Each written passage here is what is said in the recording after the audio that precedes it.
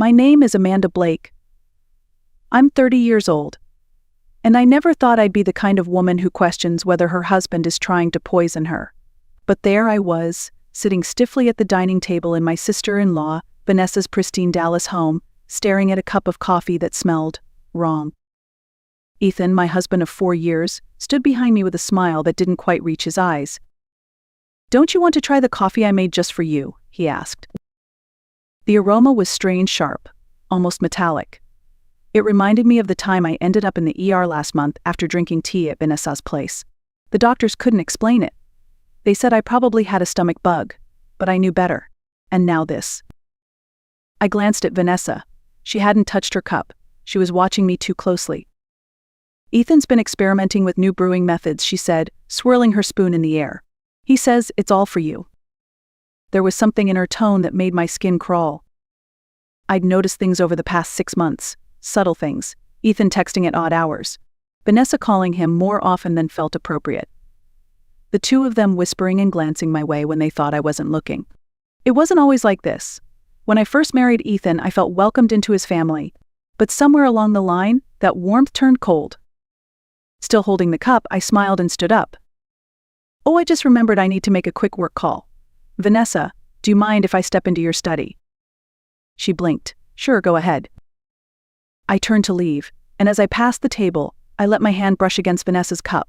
I stumbled just slightly and in the motion, switched our mugs. "I'm such a klutz," I said with a little laugh.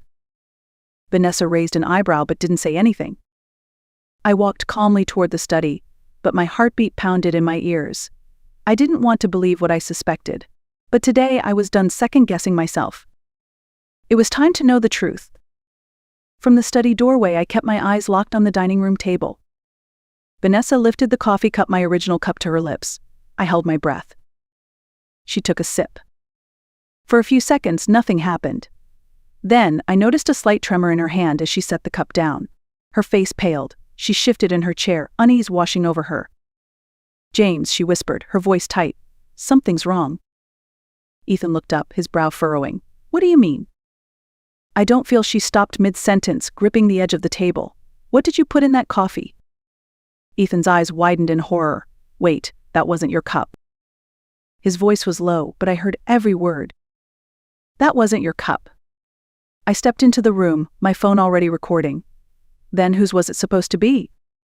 Vanessa's eyes locked onto mine, confusion quickly giving way to realization and then fear. "You switched them," she croaked. "You knew." "I had a hunch," I said, calmly dialing 911. "My sister-in-law appears to be having a reaction to something in her drink. She's conscious but shaking. The address is 2487 Willow Lane." Ethan rushed to Vanessa's side. Panic etched across his face. "You said it wouldn't be that strong," she hissed at him. "Just enough to make her miss the board meeting." My fingers tightened around the phone. The board meeting. I was set to present a high-value proposal for a client next week, one Vanessa had been vying for at her firm. She worked at a direct competitor. Suddenly, everything made sense. The tea last month. The breakfast 2 months ago that sent me to the hospital. They weren't coincidences. You were trying to make me sick on purpose?" I asked, my voice low and steady. Vanessa doubled over in her chair, groaning. "The tea was supposed to keep you home for the Johnson pitch," she muttered. "But you went anyway." Ethan looked like he wanted to disappear. "You said it would just make her a little sick," he stammered. "You said it wouldn't be traceable." Sirens wailed in the distance. Vanessa tried to sit up straight, her face contorted in pain. We were just trying to make her look unreliable, miss a few meetings, lose a few clients. My chest tightened, but not from fear. From clarity. This wasn't a one-time mistake. This was a calculated, months-long campaign. And I'd finally caught them. I crouched next to Vanessa just as the paramedics arrived. "You wanted to see me fail," I said quietly. "But now you're the one lying on the floor." She tried to speak, but the tremors returned. "Don't worry," I said, stepping aside to let the EMTs work. "I'll make sure they know exactly what was in that coffee." And I meant it. The paramedics moved quickly, placing Vanessa on a stretcher and checking her vitals. Her skin was clammy, her hands trembling uncontrollably. One of them asked me what she had consumed. A cup of coffee. But I believe it was laced with something, I answered calmly, still recording everything. I followed them into the ambulance. Ethan tried to come along, but I stopped him. "You've done enough," I said, meeting his stunned eyes. "Stay here. The police will want to speak with you." At the hospital, chaos surrounded us. Nurses called out vitals, machines beeped rapidly, and Vanessa lay on the gurney gasping through clenched teeth. Still, I remained composed. I had too much to focus on. In the waiting room, I sent the recording to my lawyer and backed it up to multiple email accounts. I wasn't taking any chances. I also prepared the list I'd quietly maintained over the past 6 months: dates, symptoms, locations, all tied to meals shared with Ethan and Vanessa. A nurse called me. "Are you her sister?" "Sister-in-law," I corrected. She nodded. "She's stable for now, but the doctor needs to speak with you. There are some unusual findings." Dr. Olivia Grant was a tall, sharp-eyed woman who wasted no time. "There are substances in her blood that do not belong there," she said, flipping through a chart. "Not drugs you'd find over the counter. We're talking about compounds used in clinical testing controlled materials. Do you know how she may have come in contact with these?" "I do," I replied, "but I think you should hear this first." I pulled out my phone and played the recording from brunch. Dr. Grant listened in silence. Her expression shifted from concern to alarm. "This is incredibly serious," she said. "What you're describing and what we found indicates intentional contamination." Just then, Ethan appeared at the end of the hallway, pale and sweating. "Amanda," he said, taking a step toward me, "let me explain." "Stay back," Dr. Grant warned, pressing the call button on the wall. "Security to room 412, please." 2 guards arrived within seconds. "I just wanted to help her slow down," Ethan pleaded. She was burning out. "Vanessa said we needed to do something. Nothing too serious, just make her rest." I raised an eyebrow. "So you poisoned me to help me rest?" "I didn't mean for it to get this far," he said. We just wanted to make sure you missed the Henderson pitch." The Henderson pitch. The $1 million client who had requested me personally. That was the real reason. I was a threat to them, professionally, personally, financially. Dr. Grant looked at me. "You mentioned earlier hospitalizations?" I nodded. 3 times. All after meals with Ethan or Vanessa.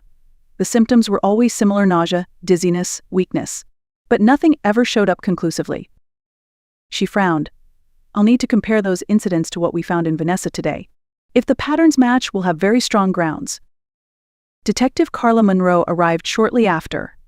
A calm, focused woman with decades of experience in domestic crimes. "I've already listened to the recording," she said after introductions. "And based on what the hospital found, we're looking at attempted murder." Ethan turned white. No, that's not what we meant. It was just a miscalculation." Detective Monroe didn't flinch. "You calculated dosages, you recorded results, you coordinated multiple attempts over months. That's not an accident. That's a plan." I watched as Ethan slumped against the wall. And in that moment, I realized something. I wasn't afraid anymore. Detective Monroe led me into a private consultation room while security kept Ethan in the hallway. She pulled out a notepad and gestured for me to sit. "I need to understand everything you've noticed over the past several months," she said. I took a deep breath and opened the document I'd been updating secretly on my phone, a timeline of meals, symptoms, and hospital visits. Every suspicious incident was logged: February 3rd, dinner at Vanessa's, stomach cramps. April 11th, tea at her house, dizziness and vomiting. June 2nd, breakfast with Ethan before my big presentation, severe nausea and blurred vision. Detective Monroe's eyes narrowed as she flipped through each entry. "You've been quietly building your own case," she said, smart. I had to. Every time I brought it up to Ethan, he made me feel like I was overreacting, like I was imagining things. "And the doctors?" she asked. "They ran tests, but everything came back inconclusive. The symptoms would fade before they could identify the cause." I reached into my purse and pulled out a second phone. "This is my backup," I said. "I've been recording conversations when I'm around them. Nothing direct, but enough to show intent." She plugged in headphones and pressed play. Vanessa's voice came through clearly. "The Henderson account is worth millions, James. We can't let her ruin everything. Just stick to the plan. A few days of illness should be enough. Then Ethan's voice, I've got something stronger this time. She won't make it to the presentation. Detective Monroe paused the recording, her face unreadable. That's not just intent, she said. That's coordination and escalation. Just then, an officer entered with an evidence bag in hand. We searched Mr. Blake's office at Westridge Marketing, he said. Found this in his bottom drawer. Inside the bag were 3 small vials with clinical labels, compounds used in experimental pharmaceutical trials. There were also handwritten notes detailing dosages, reactions, and dates. I scanned the documents and froze. He was tracking me. Each note corresponded with one of the dates I'd gotten sick. He wrote things like, dose too low, only 6 hours of symptoms, or increase for stronger reaction before Johnson pitch. You were documenting me like a test subject, I whispered. Detective Monroe didn't say a word. She just stared through the glass window into the hallway, where Ethan now sat, pale and trembling, between 2 guards. She turned back to me. We'll need warrants for both their homes. And we're contacting the pharmaceutical lab, where these compounds originated. As we left the room, I saw Vanessa through the glass window of her hospital room. She looked small now, no more sharp words, no smug smiles. Just a woman curled up in pain, the weight of her actions crashing down. I stepped inside. She tried to straighten up. You were ruining everything, she said through gritted teeth. I spent years building my client portfolio. And then you come along, and suddenly everyone wants to work with you. So you tried to kill me? I asked, my voice quiet. No, she insisted. We just wanted to push you out just for a while. But James got carried away. He said he could fix it. You mean he said he could get rid of me? Her face twitched. She didn't deny it. Dr. Grant entered with the toxicology report in hand. The concentration of chemicals in today's coffee was far higher than anything we've seen in Amanda's previous visits. If she'd consumed it, the outcome could have been fatal. Silence fell over the room. Vanessa slumped back, her composure crumbling. Detective Monroe leaned toward her. You weren't just trying to discredit her, you were trying to erase her. And for the first time, Vanessa had nothing left to say. The sun was beginning to set as I walked out of Vanessa's hospital room, the sky streaked with orange and fading blue. The hallway outside was silent, the kind of silence that follows truth, finally cracking through a well-polished lie. Ethan was still sitting in the same chair, head in his hands, flanked by 2 security guards. He looked up when I approached, his eyes glassy and full of a desperation I no longer responded to. Amanda, he said, standing slowly. I didn't mean for any of this to happen. I was trying to protect us, protect you. I stared at him. This man I once trusted with my whole heart. Protect me. By drugging me for months. By lying to my face and conspiring behind my back. She pushed me, he said, glancing toward Vanessa's room. She made it sound like we had no choice. You always had a choice, I replied. You chose power. You chose reputation. And when I started shining too bright, you tried to dim my light. Detective Monroe joined us with a folder in hand. We're formally moving forward with charges, she said. Attempted murder, conspiracy, unlawful possession of controlled substances, and medical endangerment. Ethan didn't speak. His shoulders sagged under the weight of his own downfall. You used to cheer for me, I added quietly. Back when we met. Back when I was just the smart girl you loved, not the woman who threatened your ego. He turned away, his voice barely audible. I didn't know how to stop it once it started. I took one last look at him. You could have told the truth. Detective Monroe gestured for the guards to escort him out. He didn't resist. No more lies. No more hiding. Just silence, broken only by the sound of footsteps down a sterile corridor. Back in the waiting area, Dr. Grant approached with an update. Vanessa will recover, physically. But the legal side of this, it's not going away. I never wanted it to end like this, I said. But you wanted the truth, she replied. And you got it. Most people never do. As I left the hospital, my phone buzzed with a message from my boss. The Henderson presentation is still yours if you want it. We stand behind you. I stared at the screen, tears welling up, but not from sadness, from release. I had survived being poisoned, manipulated, gaslighted, and now I was still standing. Still strong. Still me. I walked to my car under the darkening sky, a quiet resolve settling into my bones. They tried to erase me. but I was never going anywhere. 1 month later, I stood at the front of the Henderson boardroom, delivering the biggest pitch of my career. The room was silent, focused, engaged. I moved through my presentation with clarity, purpose, and confidence, none of which had been shaken by what happened. If anything, I was stronger now, sharper, undeniable. When I finished, the lead executive stood and clapped. "This is the most compelling vision we've seen," he said. "We'd be proud to have you lead our account." I smiled, nodding my thanks. But inside I was thinking about how close I'd come to losing it all, to being sidelined by the people who should have protected me. After the meeting, I sat in my car and took a deep breath. This wasn't just a professional win. This was my return to myself.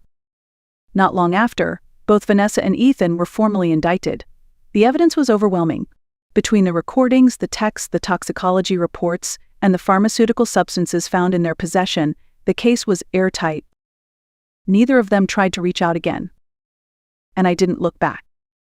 You see, revenge didn't come from yelling or slamming doors or taking cheap shots. It came from surviving. From refusing to shrink. From telling the truth. From standing tall when others tried to take you down quietly. I share this not to relive the pain, but to remind you, if your gut is telling you something's wrong, listen. If people are making you doubt your own reality, start documenting. Stay alert.